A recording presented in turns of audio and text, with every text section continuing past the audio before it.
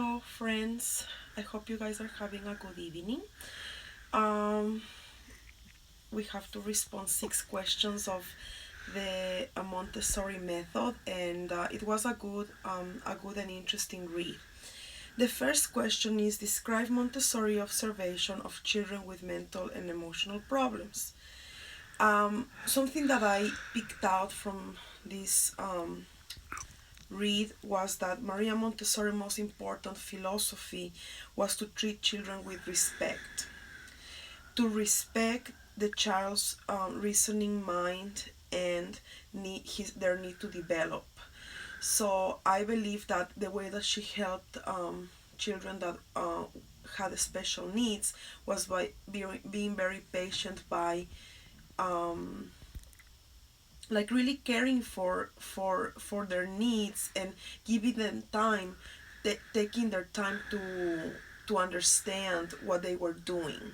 And I think that length of time helped them to achieve so many things. Montessori's observation of children was very thorough. She did not intervene when the children were doing something. She just did an observation to the children, and she didn't intervene, like didn't interrupt their work. Uh, I believe that when we do observations at our workplace, we do follow the Montessori method, because when I have to do observations to my children at work, I feel like I have to observe them and I do not interrupt what they are doing, so that way I can see at what level of development they're at. She also taught children with special needs to be very independent. They were able to read by the age of 5. I don't think we have many Montessori schools around that I have ever heard that happens. That is like really, really amazing. And something that also I read was that when she started doing all these studies and everything, she had a group of children that were left by their parents when their parents were looking for work or they went to work, and these children were very shy. But she made sure that working with them, introduced them to the materials that she had, they opened, and eventually these children thrived, and they became very curious about their world. And they were able to write and read by the age of 5. The second question is, how did observation change the ideas about the education of young children? She saw that children can learn independently. Montessori did not instruct with children sitting in a desk. That's not how their method works. Children pick their own activities, and those activities were age appropriate. She saw that an educator cannot force a child to think. Educators can only create a beautiful environment for the children, for them to be curious about that environment. And that environment has to have, like I said, it has to be very good with engaging materials. Also, with careful observation, teacher then identifies the most suitable materials to introduce to each child. Like I mentioned before, Montessori made sure that all the materials that the children used were age appropriate. The third question is, what are the benefits and limitations of her methodology? I had a little of a hard time with this question, but I think that something that it said, in the read, was that when Montessori got the group of children, or when Montessori schools start with a group of children, they usually are not able to sustain concentration. They do not show any interest in the materials, and I think that can be a limitation, like something that is very difficult in the beginning. Excuse me. And because their imagination, they were very limited to their imagination. they were not able to, they were not being challenged. But the children, I'm sorry, the teacher brought order, brought order to the chaos. Like the teacher was able to to settle the kids down and getting them interested to the materials. And the first thing that the teachers did was they had traditional teaching skills, and with these they did like song, drama, simple activities from practical life. So that's how they started, and that's how they introduced the children to the Montessori materials.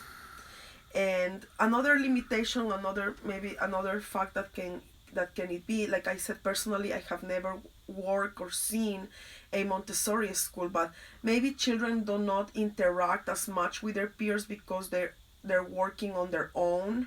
But I did read that sometimes they do work in groups, but I don't think it's like a traditional school where the children have a lot of interaction with their peers. So that may be a limitation as well. The fourth question is, describe what Montessori learned while observing children using the sensory materials she designed. She realized that those materials help children to isolate specific attributes such as length, circumference, volume, weight, temperature, smell, texture, a musical pitch, and color. All these materials that she used gradually helped, for example, children to write and read. Like all these materials that she has, they were steps that help the children to gradually achieve a task. Question number 5 says, how did this observation change the way Montessori's teachers taught reading? Teachers used materials and activities indirectly. Instead of teaching a topic of reading as a whole, instead of teaching it like, just like, okay, this is how we start reading, they broke it down into pieces. They used materials and activities that help with letter recognition and letter sound.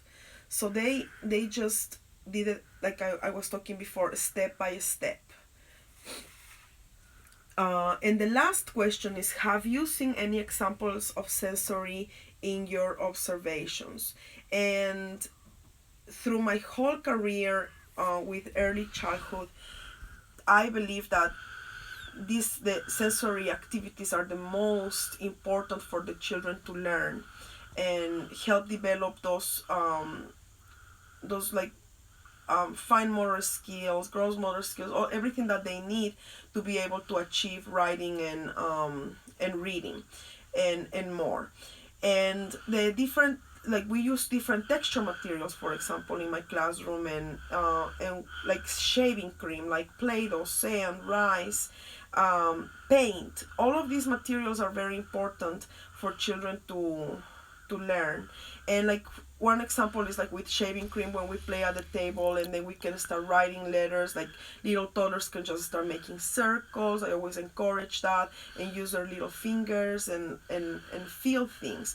And also we have materials like tongs, clothespins, spray bottles, droppers, different brushes like thick, thin, rollers, and also like toys that have knobs or peg toy, of the toys that have pegs, different toys that can help the children to strengthen their muscles in their fingers, and help them also with like eye and hand coordination and all of those kind of things that we need to eventually help the children to write and read. And that's the end of what I came out with my questions. I hope you enjoy my video and have a great evening. Thank you.